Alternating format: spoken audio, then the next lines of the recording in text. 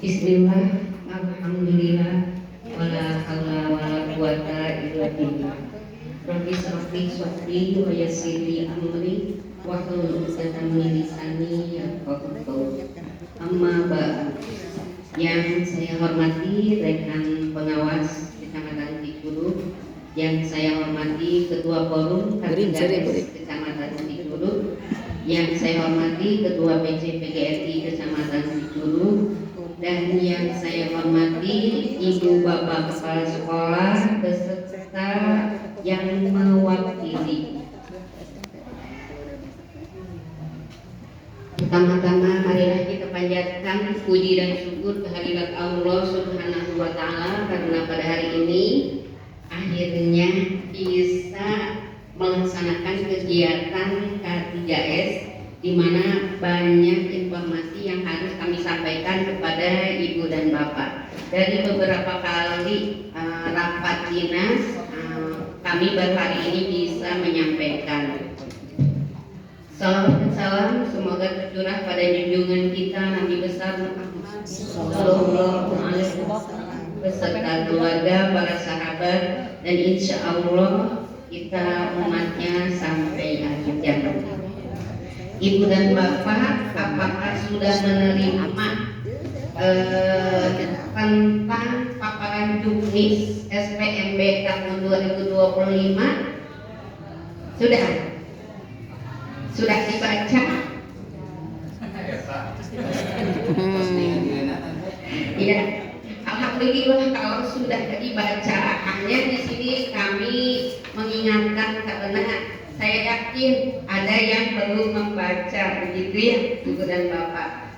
Nah, sistematika juknis SPMB yang pertama yaitu pendahuluan, yang kedua perencanaan, ketiga pelaksanaan penerimaan murid baru, yang keempat pasca pelaksanaan penerimaan murid baru, yang kelima penerimaan murid baru pindahan, keenam pengaduan, ketujuh pembinaan, pengawasan dan evaluasi, kedelapan larangan, dan yang kesembilan sanksi. Nah, Ibu dan Bapak, saya akan membacakan sedikit saja supaya cepat ya, tapi mohon diperhatikan. Nah, latar belakang SPMB tahun 2025 seperti yang kita ketahui berbeda namanya saja dari yang tahun kemarin ya, dari PPDB berubah menjadi SPMB. Nah, untuk Ibu Bapak SPMB teh S-nate namun, nah gitu. Jangan sampai ada yang nanya kita tidak tahu ya Ibu dan Bapak. Jadi sistem penerimaan murid baru. Nah, yang melatar belakanginya pertama peningkatan dan pemerataan mutu pendidikan. Jadi ini bukan hanya untuk peserta didiknya, tapi juga untuk satuan pendidikannya. Kenapa? Karena selama ini ada sekolah yang daya tampungnya menerima muridnya sangat besar, sementara tetangganya itu 1/3 juga kadang tidak. Itu kenyataan ya, real, betul-betul real, ada di Cikuru seperti itu. Nah, jadi ini salah satu latar belakang dari SPMB tahun ini. Yang kedua, memudahkan atau kemudahan akses bagi masyarakat. Jadi dengan SPMB ini masyarakat dimudahkan dalam pelaksanaannya. Kemudian yang ketiga, transparansi dan akuntabilitas. Nah, di sini mungkin di SMA titipan gitu ya, atau bagaimana gitu ya. Nah, mungkin ada di SD juga, tapi kebanyakan di SMP, SMA ya, dititipkan saudara atau rekan sejawat dan seperti lainnya. Nah, untuk di SD kemungkinan besar tidak ada, walaupun ada lah ya gitu. Kemudian yang menetapkannya salah satunya yaitu Keputusan Bupati nomor 400.3.1 garis miring ke titik 335 Street Distrik garis miring 2025 tentang petunjuk teknis penerimaan murid baru tahun ajaran 2025-2026. Adapun tujuannya yaitu ada 4. Yang pertama, memberi kesempatan yang adil, berarti nyambung dengan yang tadi ya Ibu dan Bapak dengan latar belakang tadi. Yang kedua, meningkatkan akses dan layanan, sama dengan latar belakang tadi. Kemudian yang ketiga, meningkatkan prestasi murid. Nah, jadi ini didorong untuk peningkatan prestasi muridnya. Dan yang keempat yaitu mengoptimalkan keterlibatan masyarakat dalam proses penerimaan murid. Yang menjadi sasaran dalam Juknis PMB meliputi panitia penyelenggara PMB tingkat kabupaten, panitia penyelenggara PMB pada tingkat satuan pendidikan. Satuan pendidikan di sini yaitu TK, SD, SMP ya Ibu dan Bapak. Kemudian orang tua murid, para pemangku kepentingan di bidang pendidikan dan masyarakat pengguna layanan PMB. Ruang lingkup penerimaannya diantaranya yaitu penerimaan murid baru, penerimaan murid pindahan, dan pembinaan pengawasan serta evaluasi. Nah, Ibu dan Bapak, untuk pengertiannya mungkin Ibu dan Bapak bisa membaca ya di sini apa itu pengertian SPMB, murid, dapodik, dan satuan pendidikan. Jalur penerimaan SPMB Ibu dan Bapak ada 4 seperti tahun kemarin, tapi untuk SD hanya 3 diantaranya yaitu domisili, afirmasi, dan mutasi. Kalau untuk SMP ditambah 1 apa Ibu dan Bapak? Prestasi. Apakah prestasi akademik saja? Tidak. Ada non akademik apa saja Ibu dan Bapak? Iya, olahraga, pramuka, tahfidz Quran ya. Jadi banyak, bukan hanya itu ya. Bukan hanya yang tahu teh olahraga, juara begitu ya. Nah Ibu dan Bapak. Kemudian penyelenggara SPMB ada 2 diantaranya yaitu tingkat kabupaten dan tingkat satuan pendidikan. Jadi di tingkat kabupaten itu apa saja? Nah ini perlu kita tahu, di tingkat kabupaten itu selalu berhubungan dengan beberapa dinas, diantaranya Dukcapil. Kenapa dengan Dukcapil? Budgetnya daya tampung kan pasti pertanyaannya ke Dukcapil gitu ya. Di tiap wilayah itu, di tiap kecamatan itu berbeda. Kalau harus berkunjung ke kecamatan akan merepotkan. Tapi karena berhubungan dengan Dukcapil, dinas pendidikan itu lebih dimudahkan. Kemudian berhubungan dengan dinas sosial. Kenapa dinas sosial? Yaitu untuk PKH, ya, KIP dan lain-lain. Jadi dinas pendidikan berhubungan dengan dinas sosial. Kemudian Diskominfo. Dengan Diskominfo, kenapa berhubungan dengan Diskominfo? Yaitu dengan aplikasi-aplikasi yang digunakan oleh dinas pendidikan, itu berhubungan dengan Diskominfo. Kemudian yang dilakukan oleh dinas pendidikan itu diantaranya yaitu perencanaan. Kemudian perencanaan seperti apa sih? Contohnya yaitu mengeluarkan juknisnya ya, yang sudah Ibu Bapak baca. Yang kedua, melaksanakan pengawasan penyelenggaraan SPMB. Yang ketiga, mengumumkan daftar calon murid baru yang diterima melalui jaringan internet. Ya. Jadi laporan dari kita diteruskan oleh dinas pendidikan laporannya. Kemudian melaporkan hasil pelaksanaan PMB. Dan yang kelima, mengelola pengaduan atau laporan masyarakat. kemungkinan ke dinas ada pelaporan. Nah, bagaimana dengan kesatuan pendidikan? Sama tentunya ya. Nah, ini yang harus dilakukan oleh panitia SPMB di satuan pendidikan. Yang pertama, melaksanakan sosialisasi PMB. Sudah belum Ibu dan Bapak?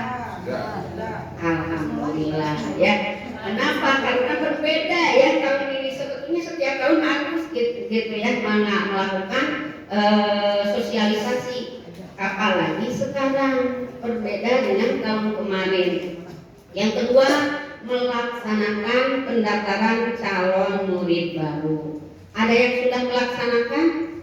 Sudah. Iya. Afirmasi dan mutasi mulai tanggal 16 sampai tanggal 19. Kapan pengumumannya? 21 Juni ya, untuk tahap pertama atau afirmasi dan mutasi itu Ibu dan Bapak. Kemudian yang ketiga, verifikasi dan validasi dokumen pendaftaran calon murid baru. Nah, tentunya Ibu dan Bapak, kenapa harus verifikasi? Tadi yang pertama diutamakan syaratnya adalah untuk SD usia berapa? 6 bulan. Iya, yang diutamakan yang 7 tahun. Kalau 7 tahun sudah diterima, baru 6 tahun 6 bulan. Kemudian jadi masih kurang murid teh. Biasanya di pasisian ya, di pasisian teh 6 tahun udah masuk masih kurang. Boleh yang 5 tahun 6 bulan dengan catatan harus ada surat dari psikolog. Ibu di lembur mau ada psikolog kewaudeun jeung psikolog bisa dari guru setempat.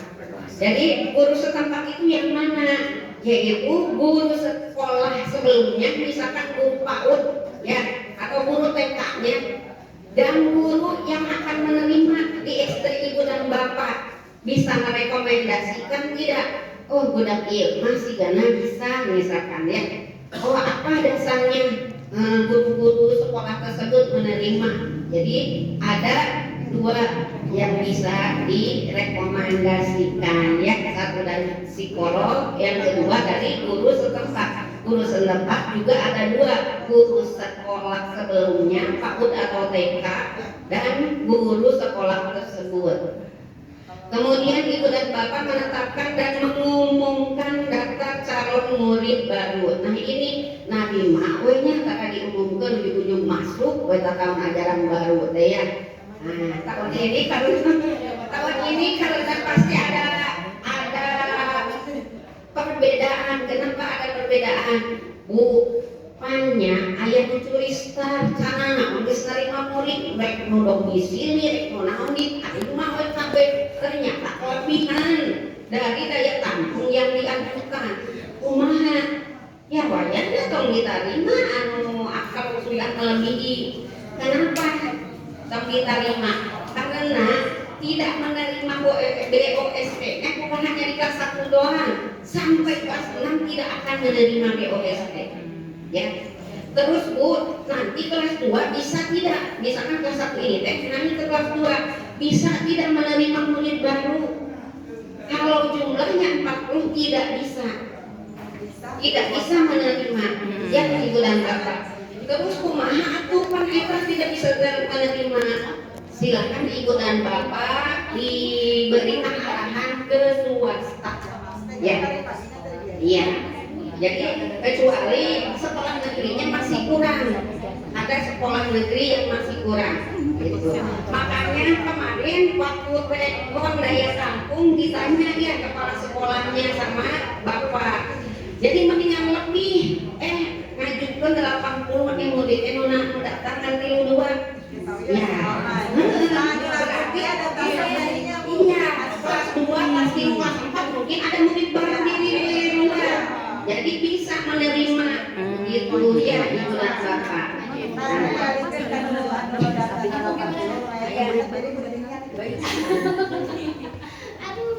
Ibu dan Bapak, Ya. Kemudian penetapan wilayah penerimaan. Apakah Ibu dan Bapak menetapkan wilayah penerimaan kalau untuk SD mah per desa ya? Jadi wilayah desa. Tapi kalau untuk SMP itu kecamatan karena untuk SMP dari satu kecamatan itu sedikit berbeda dengan SD satu desa saja sudah banyak begitu ya. Nah, kemudian penetapan daya tampung untuk sekolah SD Ibu dan Bapak pasti sudah tahu dan harus tahu ya. SPM SD itu satu rombel berapa? Terus kenapa sekarang jadi 40? Nah, jangan sampai nggak tahu. Iya, karena usulan pengecualian peserta didik. Ya, itu teh karena diusulkan pengecualian peserta didik harusnya 28 menjadi 40. Sebetulnya untuk Kabupaten Sukabumi setelah dirata-ratakan daya tampung itu sebetulnya hanya 33.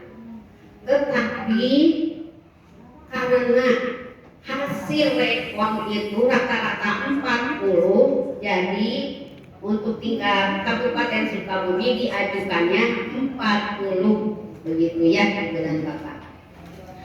Kemudian untuk penetapan kuota jalur penerimaan Ibu dan Bapak untuk SD domisili berapa persen? Cenatos maka 75%. Kalau untuk afirmasi 20% dan untuk mutasi 5%. Sekarang coba kalau daya tampung sekolah Ibu 40, maka domisilinya berapa orang? Berapa? 30, 25%. Kalau 70%, 28 gitu ya. Nah, karena ini 75% domisili. Afirmasinya berapa jadinya? 2 kali 4? 8 ya. Kemudian untuk mutasinya 2 orang. Nah, bagaimana dengan yang 28? Bagaimana dengan yang mengambil 80? Hitung sendiri ya, mangga. Ya. Iya, betul. Sekarang persyaratan calon murid Ibu dan Bapak ada syaratnya. Syarat secara umum yaitu untuk SD tadi ya usia, kemudian syarat khususnya tadi ada jalur domisili, afirmasi dan mutasi ya. Nah, untuk SD ini sudah ditetapkan bahwa syarat utamanya 7 tahun ya.